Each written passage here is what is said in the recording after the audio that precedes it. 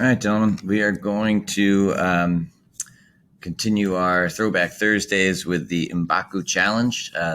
M'Baku, again, does not like technology. So what he wants us to do is try to avoid technology. Can we figure out patterns? Can we recognize patterns and then use them to solve problems without the aid of technology?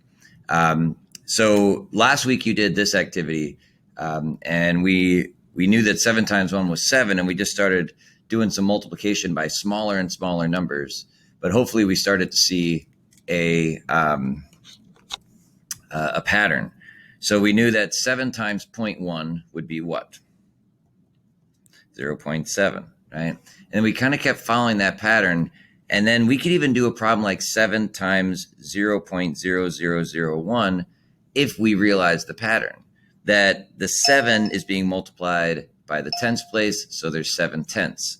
So here, if I'm multiplying it by the tenths, hundreds, thousands, 100,000s place, then I know there's just going to be 7, 1, 2, 3, 4 zeros, 1, 2, 3, 4 zeros. So the 7's going to be in the hundreds, or the 100,000s place.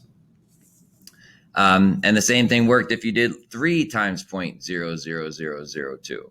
What do you think that would be?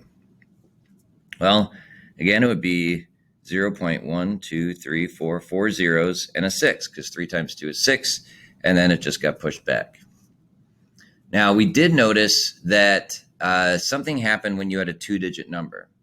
Those 2-digit numbers, it kind of took one of those zeros away and pushed that place value up a little bit, because 8 times 6 is 48. So what did we say 8 times 0.6 was? It was 4.8, right? And if you think about it, it wouldn't make sense to say 0.48 anyway. I mean, 0.48 is less than 0.6, right? Because 0.6 is like 0.60. So there's no way it's 0.48 anyway. So it makes more sense that it's this. But that extra place value jumped up. So what's 8 times 0.06? That would be 0.48. Now, if we jump down here and we had 8 times 0.00006, what would that be? Well, that would be 00048, right? Because that is that last place value, but the second digit pushed it up into that spot. All right, let's do one more here. We know 12 times 5 is 60. What's 12 times 0.5? Well, if you said 6 or 6.0, you're right. You're also basically taking half of 12, which makes sense. It's 6. And let's jump down to 12. Let's do this one, 12.0005. If there's 3 zeros I'm multiplying by in between the decimal and the number, what would you get? Well, you would get 0.006 or 0.0060, right? That 0 doesn't change the value. So what is the big takeaway from that? Go ahead and let me know.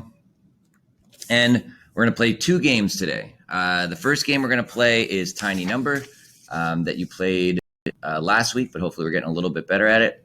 And then we're going to take a break. And after break, we'll play Guess My Number, which we played 2 weeks ago, but we'll play it with a little extra challenge. So let's just basically review this game very quickly so that when it's time to play, you know how to play. So the goal of the game is to finish with the smallest total after 5 rounds. You want the smallest possible number. So how do you do it? Well, first you need some cards, all right? And you need 1 die. What happens is you take the first card and you look at what it is and you write that number down. So it's a face card, so I'm going to call that 12. Then you take your next card, and it's a 7. Now, 7 is going to be my second number that I'm going to multiply by, but I got to figure out what place to put it in. So I rolled a 1, so I'm going to put it in the first place, and the rest of the numbers are 0. So basically, I have 12 times 7. Well, if you know your multiplication facts, so you look up on your chart, you know 12 times 7 is 84. That's a really bad score, right? That did not work out very well for me. Now, let's say I had the same numbers, but I rolled a 4. Well, in that case, the first number would have been 12. The second number is still 7, but I put it in the 4th place. So 1, 2, 3, 4. All right. Oops. Still a 7. It's the 4th place. So now I would multiply 12 times 0.007. Well, again, to do that, I know the digits are going to be 8 and 4. And I know that the 2-digit number is going to place it up here. So it would be 0.084. There was 2 zeros here. And because I had a 2-digit number, it moves it up a spot. All right. So this would be a much better score. Then on my next turn, I would pick 2 more cards. I got a 9. So I'm going to put a 9 here and a 3. I'm going to roll the dice. I got a 4. So I'm going to put the 3 in the 4th spot, 0.003. I know 9 times 3 is 27.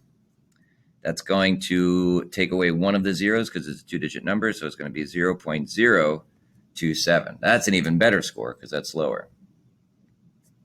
For my next round, of course, you'll be taking turns. I got an ace and a queen. All right.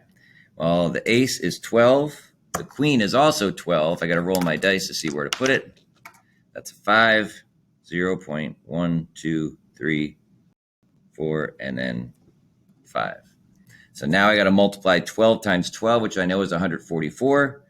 That 3 digit is going to push it up into the next place value. Instead of 4 decimal places, I'll have 3, 0.000144.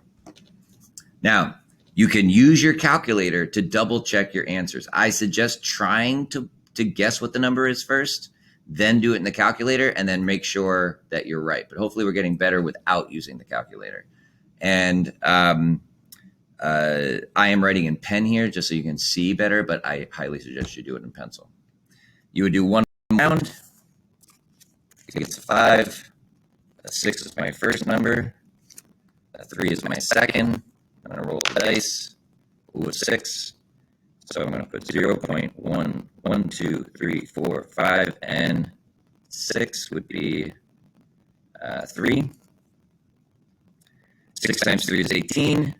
It's a 2-digit number. It's going to move it up. So instead of 4 decimal places, I'll have 3, 1, 2, 3, 18. That's an excellent score. So these two are really, really good scores. This is going to hurt me, though. So it's going to be, my total is going to be 84 point something. I had to add these up. And that would be my score. And then my opponent would do the same thing. And we would see who had the smallest score. And that's the game.